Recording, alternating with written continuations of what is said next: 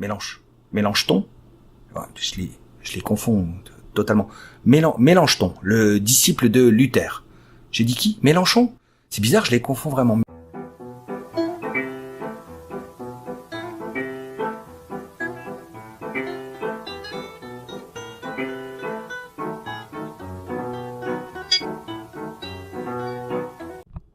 Mesdames, mesdemoiselles et messieurs, bienvenue, le livre est une arme.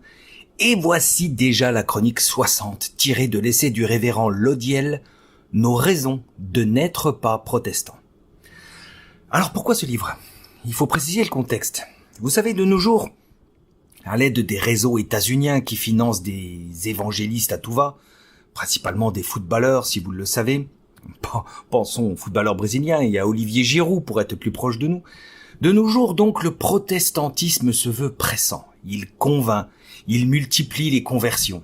La terre est fertile en France, il faut le dire. Décadence du pays, dégénérescence de ses habitants. Les âmes en perdition s'accrochent au radeau du protestantisme et aussi de l'islam.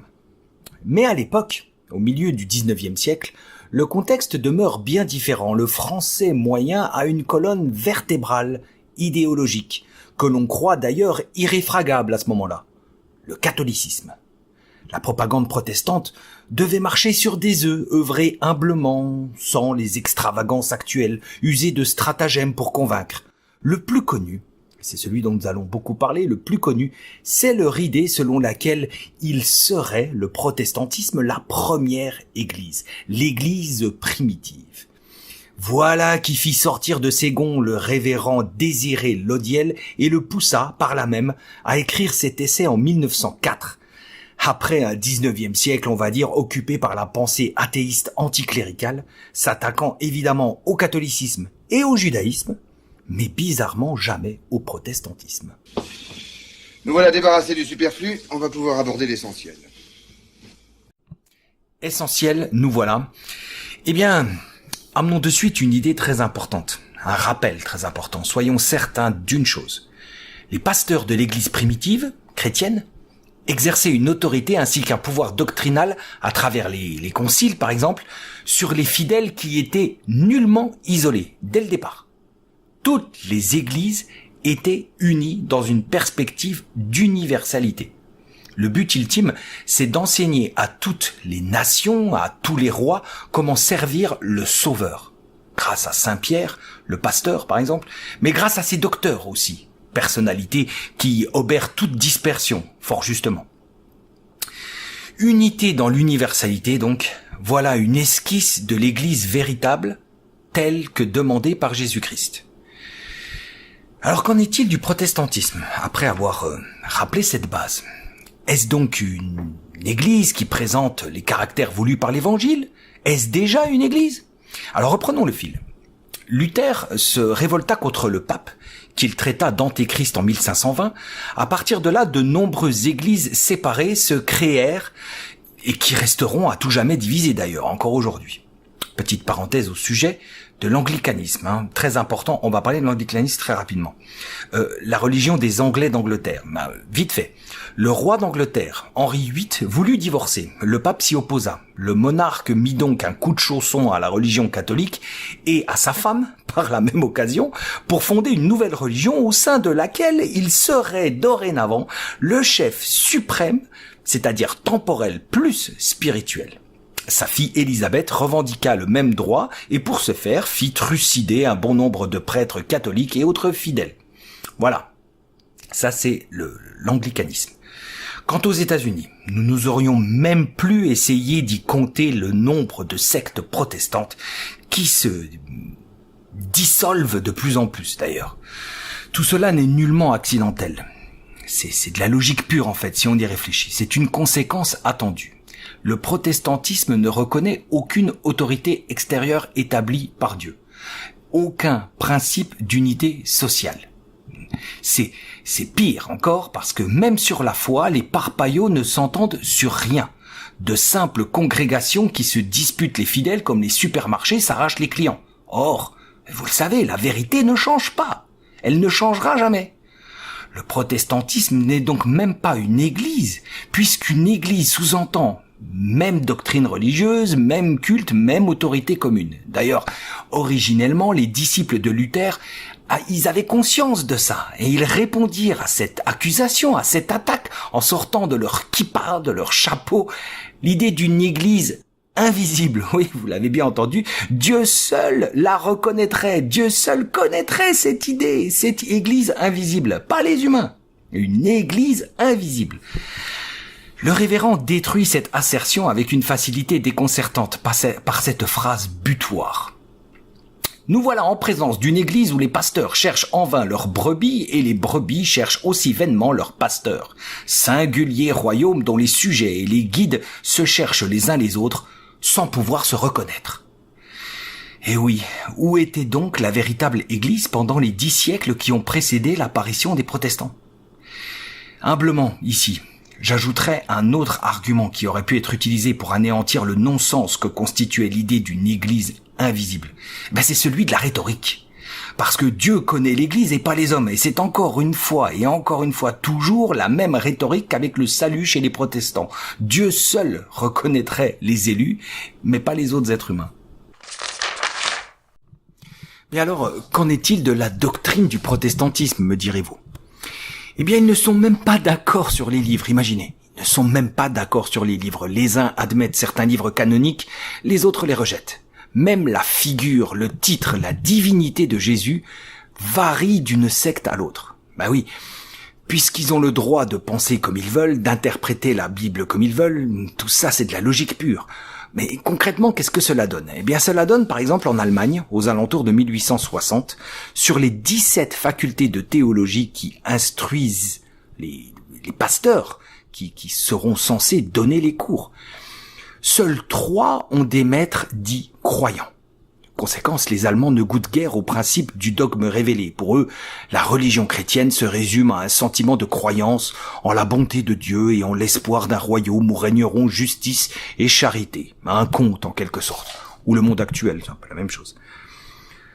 En Angleterre maintenant, c'est le pouvoir civil, nous l'avons vu, temporel et spirituel avec l'anglicanisme, c'est donc le pouvoir civil qui se charge des questions religieuses et non pas les évêques. Et oui, l'église anglicane si fière en apparence dépend des grands juges civils qui sont le plus souvent athées.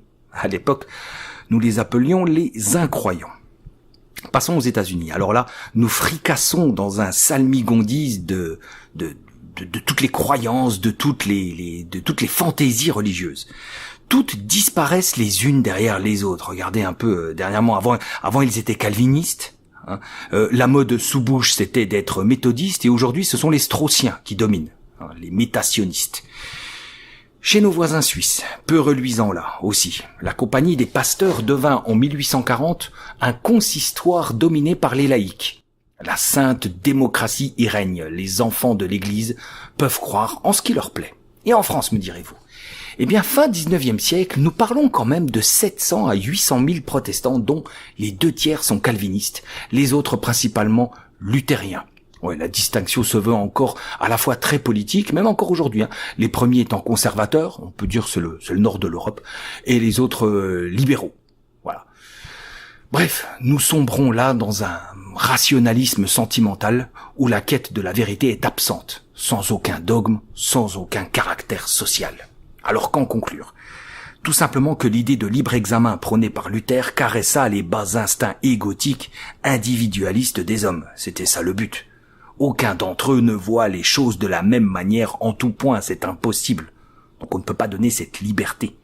Les églises deviennent individuelles en quelque sorte avec cette idée de souveraineté individuelle, autant de clochers que de bonnets. L'individualisme demeure la destinée du protestantisme, et cet individualisme forcené dissout la foi, la collectivité, c'est-à-dire la vraie Église. Parlons maintenant morale, regardons et constatons le contraste entre les catholiques et les protestants. Pour les catholiques, il faut évidemment avoir la foi, croire aux vérités révélées, mais aussi, et je vous renvoie à notre chronique 59 hautement importante, se repentir de ses fautes, démontrer que nous allons nous escrimer à les éviter, à travailler sur nous-mêmes humblement. Et ainsi nous pouvons être justifiés de nos péchés, seulement. Et chez les protestants, me direz-vous, Eh bien, il suffit d'avoir la foi sans qu'aucune bonne œuvre ne soit nécessaire de notre part. Aucune, sans repentir. Nous sommes totalement libres sans loi, sans même une loi morale, comme le proclamait M. Mélenchon. Mélenchon ouais, je les confonds totalement. Mélenchon, le disciple de Luther. J'ai dit qui? Mélenchon? C'est bizarre, je les confonds vraiment, mais sans aucune loi morale. Ouais, je confonds Mélenchon et Mélenchon, c'est bizarre. Bon, bref.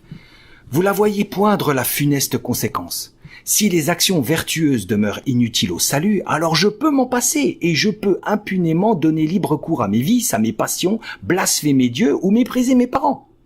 Comprenez bien que c'était là une tactique pour attirer le chaland, caressé par cette douce mélopée de la liberté. Mais alors, quelle réponse, quelle parade Luther trouvera pour justifier les inévitables, les prévisibles dérives de ces adeptes du protestantisme? Eh bien, il trouvera l'idée de la négation du libre arbitre. En fait, pour lui, il pense que Dieu dispose et fait tout par une immuable volonté, nous dit Luther. C'est une pratique donc pour excuser les turpitudes de ses ouailles. Les pécheurs sont les instruments de Dieu. C'est Dieu qui pousse le brigand à tuer l'innocent. C'est ce qu'affirment les calvinistes, toujours fidèles à leur logique de prédestination. Dieu a déjà choisi ceux qui obtiendraient le salut, nonobstant ce que vous faites ici-bas. Enfin, et nous terminerons là-dessus pour l'essentiel, le protestantisme se veut-il un retour au vrai christianisme originel, comme il le prétend? Eh bien non, bien sûr que non, la ficelle est trop grosse. D'abord, rappelons que tous les premiers chrétiens admettent l'autorité indispensable de l'Église, de saint Ignace à saint Irénée. Ensuite, Jésus lui-même pourfendit ceux qui désiraient ne pas pratiquer de bonnes œuvres. Il faisait comprendre que c'est un peu comme si on les lui refusait à lui.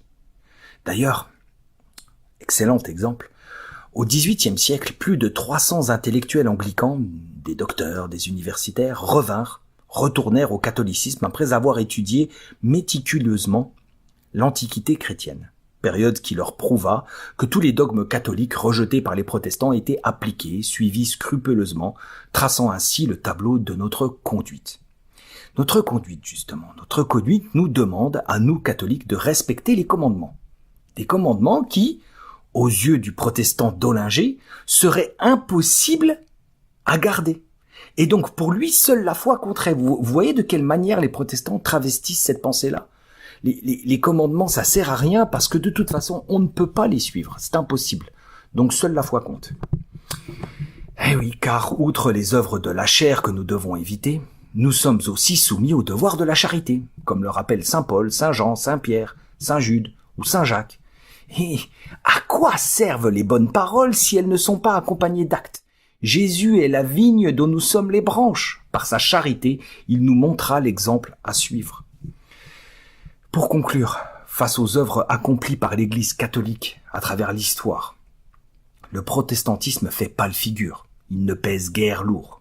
Une Église catholique universelle, unie et stable depuis saint Pierre, héritière des pouvoirs donnés aux apôtres par Jésus-Christ, défenseur de la vie en tout temps, créatrice de martyrs et de héros, professeur de la vérité et faiseuse de miracles, de saint Bernard à saint François Xavier.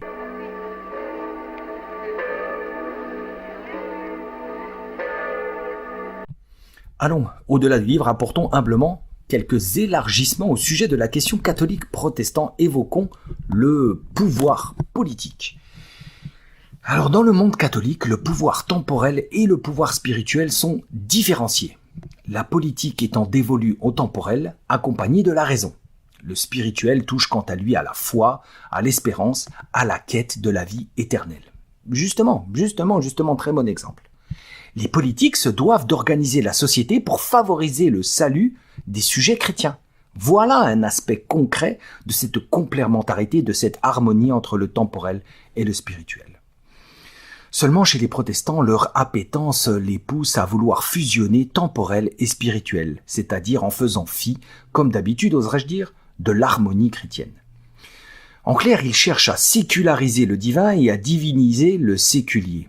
Vous comprenez maintenant pourquoi les États-Unis demeurent le foyer de tous les millénarismes, de toutes les sectes et, in fine, de tout et n'importe quoi. C'est aussi pour cette raison que les droits naturels découlant de l'humanisme d'obédience protestante ressemblent à s'y méprendre aux théories morales du Moyen-Âge catholique. Et oui, c'est la théorie Jean Bodin qui vainquit.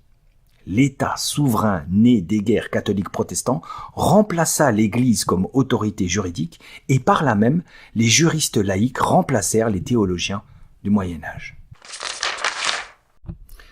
Parce que, et c'est bien là l'idée finale, parce que dans les faits, le protestantisme n'a qu'une volonté, la volonté d'affaiblir le pouvoir catholique.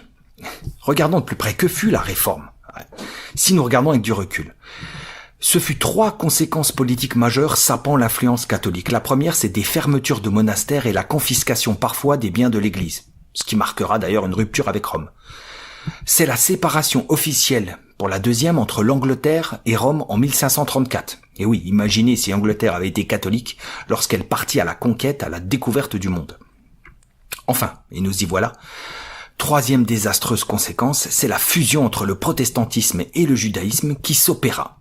En gros, ils se rejoignirent. Mais la réforme pour les Parpaillots n'est point terminée.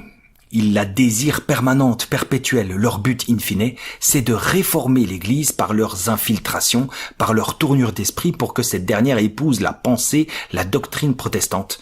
Et pourquoi pas réformer même les Écritures. Dans la pensée protestante donc, cette idée de réforme perpétuelle. Dans la pensée darwinienne, cette idée d'évolution perpétuelle.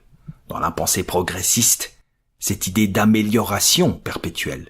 Et dans la pensée J, cette idée de révolution perpétuelle. Et face à ce cadenas idéologique, face à ce monde actuel, on a une doctrine catholique évanescente qui s'effrite, qui n'a plus le droit de citer, et une vérité finalement qui chancelle, qui vacille, qui se relâche, torturée dans tous les sens qu'elle est, par tous ces mouvements délibérés, perpétuels justement. Que jamais de France ne sorte la gloire qui s'y est arrêtée. Cavalier modestes nuavis, quam Deo avus falsa clamor, resturse des humana